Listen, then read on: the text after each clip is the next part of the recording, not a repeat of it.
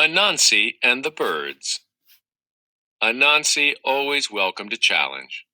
His attempts to fool merchants out of their riches and lions from their jungle thrones made for exciting adventures. Today he would show those haughty birds that he could fly with the best of them. He begged a feather from every bird he could find to create his own pair of wings, and then he began to practice flying.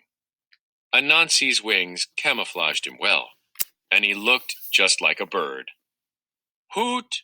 The old owl chided under the moon. A spider is not meant for the sky. Why do you try to be something you are not? Mind your business, owl, Anansi replied angrily. You are a predator, so go hunt some mice. Anansi followed the birds to their feast on the top of a mountain peak. He helped himself to their fare, shoving birds aside to get his fill. When he was full, he fell into a deep sleep. Angrily, the birds took back the feathers from his wings and then left, all except for one crow. When Anansi awoke, he realized what had happened and begged the crow to help him get down the mountain. Of course, the crow replied slyly, as he shoved Anansi over a cliff. Aye, shouted Anansi. Unable to fly, he tumbled helplessly through the air.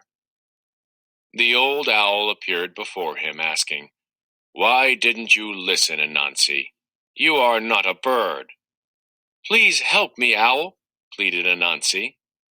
The owl urged Anansi, Push in your belly. When he did, threads of silk shot out behind him. The owl caught them and tied them to a high branch. Dangling by threads, Anansi realized the owl was right. From that day on, he stuck to spinning webs instead of trying to be something he was not.